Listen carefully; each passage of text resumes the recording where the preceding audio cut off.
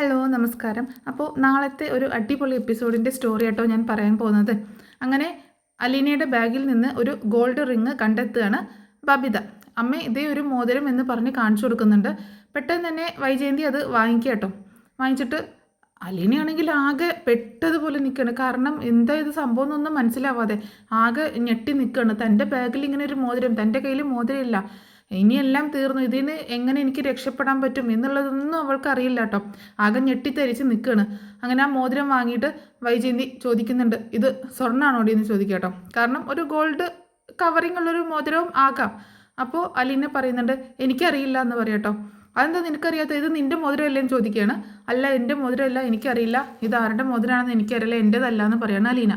അത് കേട്ടപ്പം വൈജയന്തിക്ക് ഇതിലെന്തോ കള്ളത്തരമുണ്ടല്ലോ, ഇതങ്ങനെ വെറുതെ വിട്ടാൽ പറ്റില്ലല്ലോ, എന്താണ് ഇതിൻ്റെ സത്യാവസ്ഥ എന്ന് അറിയുന്നേ വേണം, നിൻ്റെ ബാഗിൽ നിന്ന് കിട്ടിയ മോതിരം നിൻ്റെതല്ലാതാവുന്നത് എങ്ങനെയാണെന്ന് ചോദിക്കട്ടോ. അലീനയാണെങ്കിൽ ആകെ ഞെട്ടി തരിച്ചിങ്ങനെ ഷോക്കായിട്ട് നിൽക്കുകയാണേ. ഇങ്ങനെ ഇവരൊക്കെ പറഞ്ഞ് വിശ്വസിപ്പിക്കും, എൻ്റെ മോതിരമല്ല, ഇതെങ്ങനെ എൻ്റെ ബാഗിൽ വന്നു എന്ന് എനിക്കറിയില്ല എന്നൊക്കെ എത്ര പറഞ്ഞിട്ടും അവരാരും വിശ്വസിക്കുന്നില്ല. ബബിതയും ഇങ്ങനെ വൈജയന്തിയെ പിരി കയറ്റി കൊടുക്കുന്നുണ്ട് കേട്ടോ. ഇത് ഇവള് എവിടെന്നെങ്കിലും അടിച്ചു മാറ്റിയതാവും അമ്മ, അല്ലെങ്കിൽ ഇവള് കാശടിച്ച് മാറ്റിയിട്ട് സ്വർണ്ണമാക്കി വാങ്ങിച്ചു വെച്ചതായിരിക്കും. കമല ആൻറ്റിയെ വിളിച്ച് അന്വേഷിച്ച് നോക്കൂ, ചിലപ്പോൾ കമല ആൻറ്റിയുടേതാണെങ്കിലോ ഈ മോതിരം, അവിടെ നിന്ന് അടിച്ചു മാറ്റി കൊണ്ടുവന്നതാണെങ്കിലോ എന്നൊക്കെ ചോദിക്കുക കേട്ടോ. എന്നൊക്കെ ഇങ്ങനെ പറയാണ് ബബിത. അപ്പം വൈജയന്തി അത് ശരിയായിരിക്കും എന്ന് ചിന്തിക്കുക കേട്ടോ. അപ്പം മുത്തശ്ശി പറയുന്നുണ്ട്, അവൾ അങ്ങനെയൊന്നും ചെയ്യത്തില്ല, അവൾ അങ്ങനെ ആരുടേത് എടുക്കത്തില്ല എന്നൊക്കെ പറയുമ്പോൾ അമ്മയ്ക്ക് എന്തറിയാം, അമ്മ ഇങ്ങനെ ഒരു റൂമിൽ കിടക്കല്ലേ, ഇവൾ പുറത്തിറങ്ങി നടന്നിട്ട് എന്തൊക്കെയാണ് ചെയ്യുന്നതെന്ന് ആർക്കറിയാം. ഇവിടെ നിന്ന് തന്നെ പലതവണ കാശ് കാണാതെ പോയില്ലേ, അന്ന് ബാലചന്ദ്രൻ്റെ കാശ് കാണാതെ പോയി, എൻ്റെ മോതിരം കാണാതെ പോയി, അത് കിട്ടിയെങ്കിലും എനിക്കതിലെ സംശയമൊന്നും ഇതുവരെ മാറിയിട്ടില്ല, ഇവൾ എടുത്തിട്ട് പിന്നീട് തിരിച്ചു കൊണ്ടുവന്ന് വെച്ചതായിരിക്കും എന്ന് തന്നെയാണ് എൻ്റെ വിശ്വാസം. അത് ഞാൻ തെളിയിച്ചോളാം എന്ന് തന്നെ പറയട്ടെ. ഇപ്പം ഏകദേശം തെളിഞ്ഞിട്ടുണ്ട്, ഇപ്പോൾ ഇവളുടെ കയ്യിൽ നിന്ന് മോതിരം കിട്ടിയില്ലേ, മിക്കവാറും ഇത് കമല ചേച്ചിയുടെ തന്നെ ആയിരിക്കും, അങ്ങനെ പറയാട്ടോ. അപ്പം ആകെ ഞെട്ടിയിരിക്കുകയാണ് അലീന. ഇത് എനിക്ക് അവൾക്കൊന്നും പറയാനില്ല, കാരണം എങ്ങനെ ഇത് ബാഗിൽ വന്നു എന്ന് അവൾക്കറിയില്ല, അവളുടെ മോതിരവും അല്ല, അത്ര മാത്രമേ അവൾക്ക് അറിയത്തുള്ളൂ. എന്തായാലും ഇത് ഞാൻ ഒരു തീരുമാനം ഉടനെ തന്നെ എടുക്കാമെന്ന് പറഞ്ഞിട്ട് ബബിതയും കൂടിയിട്ട് വൈജയന്തി റൂമിൽ നിന്ന് പുറത്തേക്ക് ഇറങ്ങാട്ടോ. അങ്ങനെ പുറത്ത് ബാലചന്ദ്രൻ നിൽപ്പുണ്ടായിരുന്നല്ലോ, അലീനെ ചോദ്യം ചെയ്തുകൊണ്ട് നേരെ ബാലചന്ദ്രൻ്റെ അടുത്തേക്ക് ചെല്ലുകയാണ്. ദേ നോക്ക്, അവളുടെ ബാഗിൽ നിന്ന് കിട്ടിയതാണ് ഒരു ഗോൾഡ് റിങ് എന്ന് പറഞ്ഞിട്ട് കാണിച്ചു കൊടുക്കുക കേട്ടോ. ബാലചന്ദ്രൻ ആകെ ഷോക്കായിട്ട് നിൽക്കുകയാണ്. അപ്പോൾ അത് ഗോൾഡ് ആണോ എന്ന് ഉറപ്പ് വരുത്തുന്നുണ്ട് കേട്ടോ ബാലചന്ദ്രൻ. നോക്കിയിട്ട് അതിൽ 916 ഹോൾമാർക്ക് ഉണ്ട്, അപ്പോൾ അത് ഗോൾഡ് റിങ് ആണെന്ന് ഉറപ്പ് വരുത്തുകയാണ്. അപ്പം എങ്ങനെ ഇത് അവളുടെ അടുത്ത് വന്നു എന്നൊക്കെയുള്ള ഒന്ന് ചോദിച്ച് നോക്ക്. ഇവളുടേതല്ല എന്നാണ് പറയണത്, ഇവളുടെ ബാഗിൽ ഇവളറിയാതെ ഈ മോതിരം വന്ന് താനേ വന്ന് ചാടി കയറിയതാണോ എന്നൊക്കെ ചോദിച്ച് വൈജയന്തി പിന്നെയും ഷൗട്ട് ചെയ്തുകൊണ്ടിരിക്കുകയാണ് കേട്ടോ. ആ സമയത്ത് കുറച്ച് കാശ് എടുത്ത് കാണിക്കുന്നുണ്ട്. ഇത് ഈ കാശ് അവളുടെ ഒരു ഫോട്ടോ ഉണ്ട് അവിടെ, അതിൻ്റെ പുറകിൽ നിന്ന് കിട്ടിയതാണ്, 1500 രൂപയുണ്ട് എന്ന് പറയണം. അതവൾ നേരത്തെ പറഞ്ഞല്ലോ, ബാലൻസ് 1500 രൂപ ഉണ്ടെന്നുള്ളത്, അതായിരിക്കുമെന്ന് ബാലചന്ദ്രൻ പറയുമ്പോൾ അങ്ങനെയെങ്കിൽ ഓക്കെ, ഈ മോതിരം പിന്നെ എങ്ങനെ വന്നു, എവിടുന്ന് വന്നു എന്ന് പറയണം. എൻ്റെ ബലമായ സംശയം ഇത് കമലെടുത്തിയുടെ തന്നെയായിരിക്കും, ഇവൾ അവിടുന്ന് അടിച്ചു മാറ്റി കൊണ്ടുവന്നതായിരിക്കും എന്നൊക്കെ പറഞ്ഞ് ഇതാക്കട്ടെ. അപ്പം അലീന പറയുന്നുണ്ട്, ഞാൻ എടുത്തിട്ടില്ല. അപ്പോൾ അലീനയെ ബാലചന്ദ്രൻ വിളിക്കുക കേട്ടോ അങ്ങോട്ടേക്ക്. അലീന എന്ന് വിളിക്കണം. അപ്പം അലീന റൂമിൽ നിന്ന് ചെല്ലുകയാണ്. മുത്തശ്ശി ആകെ പെട്ടതുപോലെ ഇരിക്കുകയാണ് കേട്ടോ. എന്താ ഇപ്പം സംഭവം എന്നൊന്നും അറിയാതെ മുത്തശ്ശി ആകെ പകച്ചിരിക്കുകയാണ്. അങ്ങനെ അലീന അങ്ങോട്ടേക്ക് ചെല്ലുമ്പോൾ ബാലചന്ദ്രൻ ചോദിക്കുന്നുണ്ട്, ഈ മോതിരം ആരുടേതാണെന്ന് ചോദിക്കുകയാണ്.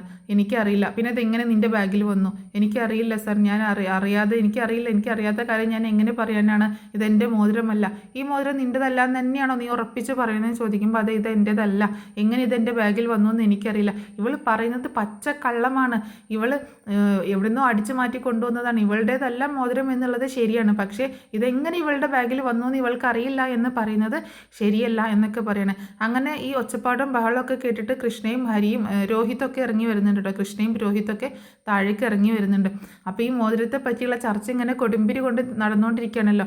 അലീനയാണെങ്കിൽ ഒരു കുറ്റവാളിയെ പോലെ ഇങ്ങനെ നിൽക്കണം. കാരണം അലീനയ്ക്ക് അറിയില്ല, അലീന പറയുന്നത് ഞാൻ എടുത്തിട്ടില്ല എന്ന് തന്നെയാണ്. പിന്നീട് വൈജയന്തി അവളുടെ നേരെ വന്നിട്ട്, എനിക്കിപ്പോൾ അറിയാം, എല്ലാ കാര്യങ്ങളും എനിക്ക് മനസ്സിലായി, ഇവിടെ നിന്ന് കാശ് കാണാതെ പോകുന്നുണ്ടായിരുന്നല്ലോ, അതിനൊക്കെ കാരണക്കാരി നീ തന്നെയാണ്, നീയാണ് ആ കാശൊക്കെ എടുത്തിട്ടുള്ളത് എന്നൊക്കെ പറയട്ടോ. ആ സ്ത്രീക്ക് 3000 രൂപ കൊടുക്കാൻ നിനക്ക് എവിടുന്നാണ് കാശ്, നിൻ്റെ കയ്യിൽ എവിടുന്ന് കാശ് വന്നു, ഇവിടെ വരുമ്പോൾ നിൻ്റെ കയ്യിൽ കാശുണ്ടായിരുന്നു, അപ്പം മുത്തശ്ശൻ കൊടുത്ത കാശാണെന്നൊന്നും അലീന പറയുന്നില്ല കേട്ടോ. മമ്മിയുടെ കയ്യിൽ നിന്ന് കിട്ടി എനിക്ക് കാശാന്നേ മാത്രമേ പറയുന്നുള്ളൂ. അങ്ങനെ വീണ്ടും ഇങ്ങനെ ഷൗട്ട് ചെയ്തുകൊണ്ടിരിക്കുകയാണ് വൈജയന്തി. ബാലചന്ദ്രനും തന്നെ ഇവളെ സപ്പോർട്ട് ചെയ്യുന്നില്ല കേട്ടോ. ബാലചന്ദ്രൻ ഇങ്ങനെ ഇവളെ ക്വസ്റ്റ്യൻ ചെയ്തുകൊണ്ടിരിക്കുകയാണ്. ഇത് എവിടുന്ന് കിട്ടിയെന്നുള്ളത് നീ പറയാത്തിടത്തോളം കാലം ഞങ്ങൾക്ക് ഇതിൽ വിശ്വസിക്കാൻ പറ്റില്ല അലീന. ഇതിൻ്റെ സത്യാവസ്ഥ അറിയാതെ ഞങ്ങൾക്ക് നിന്നെ വിശ്വസിക്കാൻ പറ്റില്ല എന്ന് പറയാട്ടോ.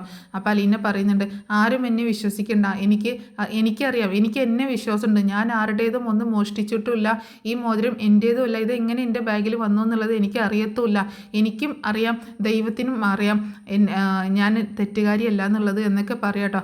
ബാലചന്ദ്രൻ ആ സമയത്ത് ഇവളിങ്ങനെ നോക്കുന്നുണ്ട്.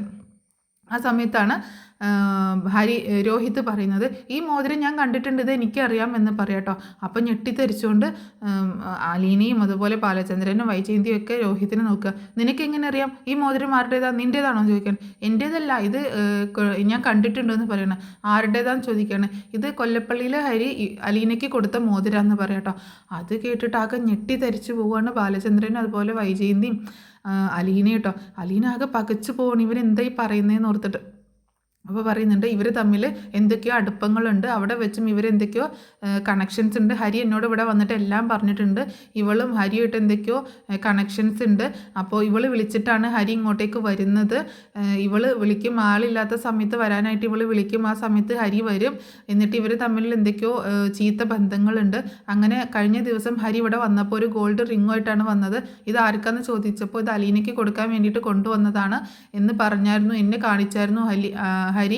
അന്ന് രാത്രി ഹരി മോതിരം കൊണ്ടുപോയി അലീനയ്ക്ക് കൊടുത്തു എന്നും തന്നെ പറയാട്ടോ. അപ്പോൾ അതൊക്കെ കൂടി കേൾക്കുമ്പോൾ വൈജയന്തിക്ക് ഇങ്ങനെ ഒരുപാട് കണക്ഷൻസ് തോന്നുകയാണ്. കഴിഞ്ഞ ദിവസം രാത്രിയിൽ ഹരി ഇവിടെ ഉണ്ടായിരുന്ന സമയത്ത് അലീനയുടെ റൂമിൽ ഹരി വന്നിട്ട് പോകുന്നത് വൈജയന്തി കണ്ടതാണ്. അപ്പോൾ ഇവളോട് എന്തോ സംസാരിച്ചിട്ട് പോകുന്നത് വൈജയന്തി കണ്ടതാണ്. അപ്പോൾ വൈജയന്തി പറയുന്നുണ്ട്, അത് ശരിയായിരിക്കും, ഞാൻ ഒരു ദിവസം കണ്ടതാണ്, ഞാൻ കയ്യോടെ പിടികൂടിയതാണ്. ഇവളുടെ റൂമിൽ നിന്ന് അമ്മ ഉറങ്ങിക്കിടക്കുകയായിരുന്നു, ആ റൂമിൽ നിന്ന് ഹരി ഇറങ്ങി പോകുന്നത്. അപ്പോൾ ഇവർ എന്തോ ഒരു കണക്ഷൻസ് ഉണ്ട്, അതുകൊണ്ട് തന്നെയാണ് കൊല്ലപ്പള്ളിയിലെ വീട്ടിൽ വെച്ച് ഇവർ തമ്മിൽ പല കൊടുക്കലും വാങ്ങലുകളും നടത്തിയിട്ടുണ്ടാകും, അതുകൊണ്ടാണ് ഇവിടെയും വന്നിട്ട് അത് തന്നെ തുടർന്നത് എന്നൊക്കെ പറഞ്ഞ് വൈജയന്തി മോശമായിട്ട് സംസാരിച്ചുകൊണ്ടിരിക്കുകയാണ്. അപ്പോൾ അലീന പറയുന്നുണ്ട്, ഞാനിത് ആരുടെ കയ്യിൽ നിന്ന് വാങ്ങിച്ചിട്ടില്ല, എനിക്ക് ആരും തന്നിട്ടില്ല, ഇതെങ്ങനെ ബാഗിൽ വന്നു എന്ന് എനിക്ക് അറിയത്തില്ല എന്ന് തന്നെ പറയണം. വീണ്ടും വീണ്ടും കള്ളം പറയുന്നോടി എന്ന് പറഞ്ഞിട്ട് വൈജയന്തി ദേഷ്യപ്പെടുന്നുണ്ട് കേട്ടോ. അപ്പോൾ ബാലചന്ദ്രനാണെങ്കിൽ ഒന്നും മിണ്ടാതെ ഇങ്ങനെ നിൽക്കണം. കാരണം ഇതൊക്കെ സത്യമാണ് എന്ന് തന്നെയാണ് തെളിഞ്ഞു വരുന്നത്. അങ്ങനെ ഒരു സിറ്റുവേഷനിലേക്കാണ് പോകുന്നത്. അലീനയെക്കുറിച്ച് നല്ലൊരു അഭിപ്രായമായിരുന്നെങ്കിലും ഇങ്ങനെയൊക്കെ കാര്യങ്ങൾ സംഭവിച്ചപ്പോൾ ഇതിൽ അലീനയ്ക്കാണെങ്കിൽ തെളിയിക്കാനും പറ്റുന്നില്ല ഇതിലെ സത്യാവസ്ഥ എന്താണെന്നുള്ളത്. അങ്ങനെ ഒരു സിറ്റുവേഷനിൽ നിൽക്കണം. ഞാൻ ഏതായാലും കമലയെടുത്തിയെ വിളിച്ച് ചോദിക്കട്ടെ, ഈ ഫോട്ടോയും അയച്ചു കൊടുത്തിട്ട് ഈ മോതിരം കമലയെടുത്തിയതുണ്ട് അതാണോ എന്ന് ഞാൻ അന്വേഷിക്കട്ടെ എന്നൊക്കെ പറയാട്ടോ. അങ്ങനെ അപ്പോൾ അലീന പറയുന്നുണ്ട്, എനിക്കറിയില്ല, ഞങ്ങൾ അവിടെ നിന്ന് യാതൊരു ബന്ധം ഉണ്ടായിരുന്നില്ല, ഹരി എൻ്റെ പിന്നാലെ നടന്ന് പുറകെ വന്ന് ശല്യപ്പെടുത്തിയിട്ടുണ്ട് എന്നെ, അപ്പോഴൊക്കെ ഞാൻ വഴക്ക് പറഞ്ഞ് ഓടിച്ച് വിട്ടിട്ടേ ഉള്ളൂ, അല്ലാതെ ഞാൻ അങ്ങനെ ഒരു പെണ്ണല്ല എന്നൊക്കെ പറഞ്ഞ് അലീന പറയുമ്പോൾ വൈജയന്തി പറയുന്നുണ്ട്, ഞാൻ മുന്നിൽ കണ്ടതല്ലേ, എൻ്റെ കൺമുന്നിൽ ഞാൻ കണ്ടതല്ലേ നിൻ്റെ റൂമിൽ നിന്ന് അവൻ ഇറങ്ങിപ്പോകുന്നത്, നിങ്ങൾ തമ്മിൽ എന്തോ ഒരു കണക്ഷൻ ഉണ്ട് എന്നൊക്കെ തന്നെ പറയാട്ടോ. അപ്പോൾ രോഹിത്തും അതിനെപ്പറ്റി ഇങ്ങനെ പറയുന്നുണ്ട്, ഹരി എപ്പോഴും ഇവിടെ വരുമ്പോൾ എന്നോട് ഇങ്ങനെ പറയും, ഞാൻ പറയും എന്നോട് ഇങ്ങനെയൊന്നും പറയണ്ട, എനിക്കിത് കേൾക്കണ്ട എന്നൊക്കെ ഞാൻ പറയും. പക്ഷേ രോഹിത്തും ഒന്ന് മുട്ടാൻ നോക്കിയിട്ടുണ്ട്, ആ കാര്യമൊന്നും രോഹിത്ത് പറയുന്നില്ല കേട്ടോ. അപ്പോൾ അലീനയും അതൊന്നും പറയുന്നില്ല. അങ്ങനെ ഞാൻ ഏതായാലും വിളിച്ച് അന്വേഷിക്കട്ടെ എന്നൊക്കെ പറയാണ് വൈജയന്തി. ആ സമയത്ത് വൈജയന്തി വീണ്ടും ഇവളോട് ദേഷ്യപ്പെടുന്നുണ്ട് കേട്ടോ. ബാലചന്ദ്രനോട് പറയുന്നുണ്ട്, ഇതൊക്കെ കൊണ്ടാണ് ഞാൻ അന്നേ ഈ കാര്യത്തിൽ എതിർത്തത്, ഒരു വിവാഹം കഴിക്കാത്ത ഒരു ചെറിയ പെൺകുട്ടിയെ വീട്ടിൽ നിർത്താൻ പറ്റത്തില്ല എന്ന് ഞാൻ അന്നേ പറഞ്ഞില്ലേ, അതിൻ്റെ ഒക്കെ കാരണം ഇതാണ്, ഇത് ഇങ്ങനെയൊക്കെ സംഭവിക്കുള്ളൂ എന്ന് എനിക്ക് നന്നായിട്ട് അറിയാം. ഇപ്പം തന്നെ കണ്ടില്ലേ, കുടുംബത്തിലെ ചെറുക്കനെ കയറി വളച്ചില്ലേ ഇവള്, എന്താ പുളിങ്കൊമ്പിൽ കയറി പിടിച്ചില്ലേ എന്നൊക്കെ പറഞ്ഞ് ഇതാക്കുക കേട്ടോ. അപ്പം ബാലചന്ദ്രനൊന്നും മിണ്ടാതെ നിൽക്കുകയാണ്. അപ്പോൾ അലീന പറയുന്നുണ്ട്, ഞാൻ ആരെയും ഒന്നും വളയ്ക്കാൻ പോയിട്ടില്ല, എന്നെ വന്ന് ശല്യപ്പെടുത്തുമ്പോഴൊക്കെ ഞാൻ ഒഴിഞ്ഞു മാറിപ്പോയിട്ടേ ഉള്ളൂ, ഞാൻ ഇതുവരെ ആരോടും ഒന്നും പറഞ്ഞിട്ടില്ല, മുത്തശ്ശിയോടും കൂടുതലായിട്ടൊന്നും പറഞ്ഞിട്ടില്ല, മുത്തശ്ശിക്ക് അറിയാം കാര്യങ്ങളൊക്കെ എന്നെ ഉപദ്രവിക്കാറുണ്ട് എന്നുള്ളത് മുത്തശ്ശിക്ക് അറിയാം എന്നൊക്കെ അലീന പറയട്ടോ. എന്തിനും ഏതിനും നീ ആ വയ്യാതെ കിടക്കുന്ന അമ്മയെ കൂട്ടുപിടിക്കണ്ട, നീ അമ്മ വയ്യാതെ ഉറങ്ങി പോകുമ്പോഴൊക്കെ നിങ്ങൾ എന്തൊക്കെയാണ് ചെയ്യുന്നതെന്നൊന്നും നോക്കിയിരിക്കാനൊന്നും അമ്മയ്ക്ക് പറ്റത്തില്ലല്ലോ, നിൻ്റെ പുറകെ നടക്കലല്ല അമ്മയ്ക്ക് പണി എന്നൊക്കെ പറഞ്ഞിട്ട് ഇങ്ങനെ വഴക്ക് പറഞ്ഞുകൊണ്ടിരിക്കുകയാണ്. എന്തായാലും ഇതിനൊരു തീരുമാനമാക്കണം എന്ന് പറയണം. നീ ഇപ്പോൾ ഞാൻ ആദ്യം കമലയെടുത്തിയെ വിളിക്കട്ടെ, എന്നിട്ട് ഞാൻ ഇതിനൊരു തീരുമാനമാക്കാമെന്ന് പറയട്ടോ. അങ്ങനെ അലീന റൂമിലേക്ക് പോവാണ്. അങ്ങനെ വൈജയന്തി അങ്ങോട്ടേക്ക് വിളിക്കട്ടോ, കൊല്ലപ്പള്ളിയിലേക്ക് വിളിക്കണം. എന്തായാലും ഹരി ഇതിലൊരു പ്രതിയാണല്ലോ, ഹരിയെ എന്തായാലും ക്വസ്റ്റ്യൻ ചെയ്തേ പറ്റുള്ളൂ. അങ്ങനെ കൊല്ലപ്പള്ളിയിലേക്ക് വിളിക്കുന്നത് മനുവിനെയാണ് വിളിക്കുന്നത് കേട്ടോ. അപ്പം മനു ആണല്ലോ അലീനയെ കൂട്ടി കൊണ്ടുവന്നത്. അപ്പോൾ ഇങ്ങനെ കാര്യങ്ങളൊക്കെ പറയുകയാണ്. ആ സമയത്ത് കമലയോടും പറയുന്നുണ്ട്, ഇങ്ങനെയുള്ള കാര്യങ്ങളൊക്കെ സംഭവിച്ചു എന്നുള്ളത് പറയുന്നുണ്ട്. അപ്പോൾ കമല പറയുന്നത്, എൻ്റെ മോതിരാണോ എന്ന് എനിക്കറിയില്ല, ഇനിയിപ്പോൾ എന്താ സംഭവം എന്നറിയില്ല, മോതിരം കണ്ടാലേ അറിയാൻ പറ്റത്തുള്ളൂ എന്ന് പറയാം കേട്ടോ. അപ്പോൾ കമലയെടുത്ത് പറയുന്നുണ്ട്, ഞാനത് വാട്സാപ്പിൽ ഇട്ടേക്കാം ആ മോതിരത്തിൻ്റെ ഫോട്ടോ എന്ന് പറയണം. അങ്ങനെ എന്താണെങ്കിലും അവളെ ഇനി ഇവിടെ വെച്ചുകൊണ്ടിരിക്കുന്നില്ല, പറഞ്ഞു വിടുകയാണ് എന്ന് പറയാം കേട്ടോ. അങ്ങനെ ഫോൺ വെക്കുകയാണ്. പിന്നീട് അലീന മുത്തശ്ശിയുടെ അടുത്ത് ഇങ്ങനെ നിൽക്കുന്ന സമയത്ത് വൈജയന്തി വീണ്ടും അങ്ങോട്ടേക്ക് തന്നെ വരികയാണ്. എന്നിട്ട് വൈജയന്തിയോട് മുത്തശ്ശി പറയുന്നുണ്ട്, നീ എന്തറിഞ്ഞിട്ടാണ് ഈ പറയുന്നത്? ആ കൊച്ചിനെ വെറുതെ സംശയിക്കല്ലേ, ആ കൊച്ച് അങ്ങനെയുള്ളവളല്ല, അലീന അങ്ങനെ ചെയ്യില്ല, ഹരിയാണ് കുറ്റക്കാരൻ, ഹരി മനഃപൂർവ്വം ഇവിടെ വന്ന് കൊണ്ടുവന്ന് വെച്ചതായിരിക്കത്തുള്ളൂ എന്നൊക്കെ പറയുമ്പോൾ, പിന്നെ ഹരി മനഃപൂർവ്വം വെറുതെ പ്രാന്തല്ലേ ഹരിക്ക് ഗോൾഡ് റിങ്ങൊക്കെ കൊണ്ടുപോയി കൊടുക്കാനായിട്ട്, ഇതിൽ ഇവർ തമ്മിൽ എന്തോ ഉള്ളുകളിയൊക്കെ ഉണ്ട്, അമ്മയ്ക്കിതൊന്നും അറിയാത്തതാണെന്നൊക്കെ പറയട്ടോ. നീ വെറുതെ ആ കൊച്ചിനെ, തെറ്റ് ചെയ്യാത്ത ആ കൊച്ചിനെ വഴക്ക് പറഞ്ഞിട്ട് എന്താ കാര്യം, തെറ്റ് ചെയ്തവരെയല്ലേ ശിക്ഷിക്കേണ്ടത് എന്നൊക്കെ പറയണം. അമ്മ ഒന്നും മിണ്ടാതിരിക്കുക, എന്താണെങ്കിലും ഇവളെ ഇവിടുന്ന് പറഞ്ഞേക്കാൻ പോകണം, ഇനി ഇവളെ ഇവിടെ വെച്ചോണ്ടിരിക്കാൻ പറ്റത്തില്ല, ഇതിനൊരു തീരുമാനം എടുക്കാൻ പോകണം, അമ്മയെ നോക്കാൻ ഞാൻ വേറെ ആളെ നോക്കിക്കോളാം എന്നൊക്കെ പറയണം. ഇതൊക്കെ കേട്ടിട്ട് മുത്തശ്ശിക്ക് ഭയങ്കര വിഷമാവുകയാണ്. അലീനയാണെങ്കിൽ ഇങ്ങനെ എല്ലാം തീർന്നു എന്ന മട്ടിൽ നിൽക്കുക കേട്ടോ. അപ്പോൾ മുത്തശ്ശി പറയുന്നുണ്ട്, ഹരി ഇവളുടെ പുറകെ ശല്യപ്പെടുത്തിയും കൊണ്ട് നടക്കുന്നത് ഞാൻ കണ്ടിട്ടുള്ളതാണ്, അതുപോലെ 1-2 തവണ ഈ റൂമിൽ വന്നിട്ടുണ്ട്, ഒരു തവണ ഇവളുടെ ബാഗ് പരിശോധിക്കുന്നത് ഞാൻ കണ്ടതാന്നൊക്കെ പറയാട്ടോ. അത് കേട്ടിട്ട് അലീന ആകെ ഞെട്ടിപ്പോവാണ്. അപ്പോൾ അലീനയ്ക്ക് ഉറപ്പാവുകയാണ് ആ മോതിരം ആ സമയത്ത് ഹരി കൊണ്ടുവന്നിട്ടതാന്ന്. ആ സമയത്ത് എങ്ങാനും ഹരി ആ മോതിരം അത് ബാഗിൽ കൊണ്ടുവന്ന് വെച്ചതായിരിക്കും എന്ന് പറയുമ്പോൾ, അമ്മ എന്തൊരു പൊട്ടിയാണ്, അമ്മ ഇങ്ങനെ എല്ലാവരെയും കണ്ണടച്ച് വിശ്വസിക്കില്ലേ, ഞാൻ അന്നേ പറഞ്ഞതല്ലേ ചെറിയ പെണ്ണുങ്ങളെയൊന്നും പെൺപിള്ളേരെയൊന്നും ജോലിക്ക് നിർത്താൻ പറ്റത്തില്ല എന്ന്, എൻ്റെ വാക്കന്ന് ആരും കേട്ടില്ല, ഇപ്പം എങ്ങനെ ഇരിക്കുന്നു, വീട്ടിലെ ആൺപിള്ളേർ മോശമാവാൻ വേറെ എവിടെയും പോകണ്ട, വീട്ടിൽ ഇങ്ങനെയുള്ള സാധനങ്ങൾ വന്നാൽ മതി എന്നൊക്കെ പറഞ്ഞിട്ട് വീണ്ടും അലീനയെ ഇകഴ്ത്തി സംസാരിച്ചുകൊണ്ടിരിക്കുക കേട്ടോ. എങ്ങനെയുള്ളവളാണെന്ന് ആർക്കറിയാം, ഇതിൻ്റെ തള്ള എങ്ങനെയുള്ളതായിരുന്നു എന്ന് ആർക്കറിയാം, തള്ള പഴിച്ച് പറ്റതല്ലേ എന്നൊക്കെ പറഞ്ഞിട്ട് ഭയങ്കര മോശമായിട്ട് സ്വയം കുറ്റപ്പെടുത്തുന്നത് പോലെയാണ് വൈജയന്തി പറയുന്നത്. തന്നെ തന്നെയാണ് പറയുന്നതെന്ന് വൈജയന്തിക്ക് ഓർമ്മ വരുന്നില്ല കേട്ടോ.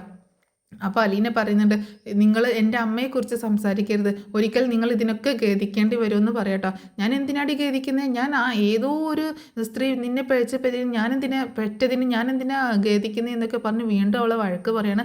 അങ്ങനെ എന്താണെങ്കിലും മനു ഇങ്ങോട്ട് വരാമെന്ന് പറഞ്ഞിട്ടുണ്ട്, അതിനൊരു തീരുമാനമാക്കാൻ പോവാണ്. എന്തായാലും നിന്നെ ഇനി ഇവിടെ വെച്ച് പൊറപ്പിക്കുന്നില്ല, നിന്നെ ഇവിടെ നിന്ന് പറഞ്ഞയക്കുകയാണ് എന്നുള്ള തീരുമാനം എടുക്കുക കേട്ടോ. അങ്ങനെ എന്താണെങ്കിലും അലീനയെ വീട്ടിൽ നിന്ന് ഇറക്കി വിടാൻ തന്നെ വൈജയന്തി തീരുമാനിക്കുകയാണ്. മുത്തശ്ശി ആകെ നിസ്സഹായാവസ്ഥയിലാട്ടോ, മുത്തശ്ശിക്കൊന്നും ചെയ്യാൻ പറ്റത്തില്ല. അങ്ങനെ അലീനയും തന്നെ ആകെ തകർന്നിരിക്കുകയാണ്. എന്താണെങ്കിലും ഇറങ്ങിപ്പോവേണ്ടി വരും എന്നുള്ളൊരു അവസ്ഥയിൽ എത്തട്ടോ. പെട്ടെന്ന് റെഡിയായിട്ട് ഇറങ്ങാൻ നോക്ക് എന്ന് പറയാണ് അലീനയോട്. ഇനി ഇവിടെ ഒരു നിമിഷം പോലും നിന്നെ നിർത്താൻ പറ്റത്തില്ല എന്ന് പറയട്ടോ. അങ്ങനെ വൈജയന്തി അവിടെ നിന്ന് പോവാണ്. എന്നിട്ട് ബാലനോട് പറയുന്നുണ്ട്, ഇനി അവളെ ഇവിടെ നിർത്തുന്നില്ല, അവളിവിടുന്ന് നിൽക്കണ്ട, എനിക്ക് വയ്യ, തലവേദന എടുത്തുകൊണ്ട് നടക്കാൻ, ഞാൻ അന്നേ പറഞ്ഞതാണ് വേണ്ടാന്ന്, നിങ്ങളാരും കേട്ടില്ല എന്നൊക്കെ പറഞ്ഞ് ബാലചന്ദ്രനോടും ഒച്ചെടുക്കുന്നുണ്ട് കേട്ടോ വൈജയന്തി. അങ്ങനെ അലീനയോട് വീട്ടിൽ നിന്ന് ഇറങ്ങി പോകാൻ പറയാണ്. പെട്ടെന്ന് സാധനങ്ങളൊക്കെ പാക്ക് ചെയ്ത് ഇറങ്ങിക്കോ എന്ന് പറയട്ടോ. അങ്ങനെ അലീന ബാഗൊക്കെ പാക്ക് ചെയ്ത് ഇറങ്ങാനായിട്ട് റെഡിയായിട്ട് നിൽക്കുകയാണ്. അപ്പം മുത്തശ്ശിയോട് ഇങ്ങനെ പറയുന്നുണ്ട്, മുത്തശ്ശി ഞാൻ ഒരിക്കലും തെറ്റ് ചെയ്തിട്ടില്ല, ഞാൻ അങ്ങനെ ചെയ്യത്തില്ല മുത്തശ്ശി, ഞാനൊരു ചീത്ത പെൺകുട്ടിയല്ല, അങ്ങനെയല്ല മമ്മി ഞങ്ങളെ വളർത്തിയേക്കുന്നത് എന്നൊക്കെ മുത്തശ്ശിയോട് പറയുമ്പം, എനിക്കറിയാം മോളെ, നിന്നെ പറ്റി കുറച്ച് ദിവസം കൊണ്ട് എനിക്ക് നന്നായിട്ട് മനസ്സിലായതാണ്, അവൾ വിവരക്കേട് കാണിക്കാൻ അവൾ ചെയ്യുന്നത് ഏറ്റവും വലിയ തെറ്റാണ്, അവൾക്ക് അറിയുന്നില്ല എന്നൊക്കെ പറയണം. സാരമില്ല മുത്തശ്ശി, ഞാൻ പോവുകയാണ്, ഞാൻ ഇനി ഇവിടെ നിൽക്കുന്നില്ല, എന്നെ കള്ളിയാക്കിയാലും എനിക്ക് വിഷമമില്ലായിരുന്നു, ഞാൻ പൈസ കട്ടെടുത്തു എന്ന് പറഞ്ഞാലും എനിക്ക് വിഷമമില്ലായിരുന്നു, പക്ഷേ അതിലും മോശമായിട്ടാണ് എന്നെ ചിത്രീകരിക്കുന്നത്, എൻ്റെ ജീവിതം തന്നെ ഇനി എന്താണെന്നൊന്നും എനിക്ക് അറിയത്തില്ല, ഞാൻ ഇവിടെ നിന്ന് ഇറങ്ങിക്കഴിഞ്ഞാൽ ഞാൻ എങ്ങോട്ട് പോകുമെന്നൊന്നും എനിക്കറിയത്തില്ല, പക്ഷേ ഇനി ഇവിടെ എനിക്ക് നിൽക്കാൻ തോന്നുന്നില്ല, ഇങ്ങനെയൊരു ചീത്തപ്പേര് കേട്ടുകൊണ്ട്, ഞാനൊരു പെൺകുട്ടിയല്ലേ മുത്തശ്ശി, ഇങ്ങനെ ഒരു ചീത്തപ്പേര് കേട്ടുകൊണ്ട് ഞാൻ എങ്ങനെ ജീവിക്കും എന്നൊക്കെ പറഞ്ഞ് ഇങ്ങനെ വിഷമിച്ചുകൊണ്ടിരിക്കുക കേട്ടോ. മോള് സങ്കടപ്പെടല്ലേ, കർത്താവ്, മോളുടെ ദൈവം എന്തെങ്കിലുമൊക്കെ ഒരു വഴി കണ്ടെത്തിത്തരും, ദൈവം എന്നൊരാൾ മുകളിലുണ്ടല്ലോ, എന്തെങ്കിലുമൊക്കെ ഒരു വഴി കണ്ടെത്തിത്തരും എന്നൊക്കെ പറഞ്ഞ് അവൾ ആശ്വസിപ്പിക്കുകയാണ്. എന്തായാലും ഞാൻ പോവുകയാണ് മുത്തശ്ശി എന്നൊക്കെ പറഞ്ഞിട്ട്, ഞാനിനി ഇവിടെ നിൽക്കാൻ പറ്റത്തില്ലല്ലോ, എനിക്ക് മുത്തശ്ശിയെ കാണാൻ പറ്റത്തില്ലല്ലോ എന്നൊക്കെ പറഞ്ഞ് ഇങ്ങനെ വിഷമിച്ചുകൊണ്ട് സാധനങ്ങളൊക്കെ എടുത്ത് ബാഗിലാക്കിയിട്ട് പോവാനായിട്ട് റെഡിയാവാണ് അലീന. അതുപോലെ പിന്നീട് നമ്മുടെ രേവതിക്കുട്ടിയുടെ സീനുകളൊക്കെ കാണിക്കുന്നുണ്ട് കേട്ടോ. രേവതിക്കുട്ടി ആ ഷെറീനെ കുറിച്ച് കൂടുതൽ ഡീറ്റെയിൽസൊക്കെ അന്വേഷിക്കാനായിട്ട് വീണ്ടും ആ റൂമിൽ പോകുന്നുണ്ട് കേട്ടോ. ഗ്രേസമ്മയുടെ അനുവാദത്തോട് കൂടിയിട്ടാണ് ആ റൂമിൽ പിന്നെ ക്ലീൻ ആക്കാൻ പോകുന്നത് കേട്ടോ. എന്തായാലും പൊടി പിടിച്ച് കിടക്കല്ലേ, ഞാൻ അവിടെ ഒന്ന് ക്ലീൻ ആക്കാം, അതിൻ്റെ ഉള്ളിൽ ബക്കറ്റും മോപ്പൊക്കെ ഞാൻ കൊണ്ടുപോയി വെച്ചു എന്നൊക്കെ പറഞ്ഞിട്ട് അങ്ങനെ ക്ലീൻ ആക്കാനായിട്ട് പോകുന്നുണ്ട്. അപ്പോൾ അവിടുന്ന് കുറച്ച് രേഖകളൂടെ കളക്ട് ചെയ്യാമെന്നുള്ളൊരു ഉദ്ദേശത്തോട് കൂടിയിട്ടാണ് രേവതിക്കുട്ടി പോകുന്നത് കേട്ടോ. പിന്നെ അതുപോലെ അലീന എല്ലാ സാധനങ്ങളും പാക്ക് ചെയ്തിട്ട് വീട് വിട്ടിറങ്ങാനായിട്ട് റെഡി ആയിട്ട് നിൽക്കുകയാണ്. അങ്ങനെ പിറ്റേ ദിവസമാണ് അലീനയെ വീട്ടിൽ നിന്ന് പറഞ്ഞയക്കുന്നത്. ഇനി ഇവിടെ വെച്ചുകൊണ്ടിരിക്കാൻ പറ്റത്തില്ല എന്ന് പറഞ്ഞിട്ട്. അങ്ങനെ ഇത്രയൊക്കെയാണ് നാളത്തെ എപ്പിസോഡിൽ കാണിക്കുന്നത് കേട്ടോ.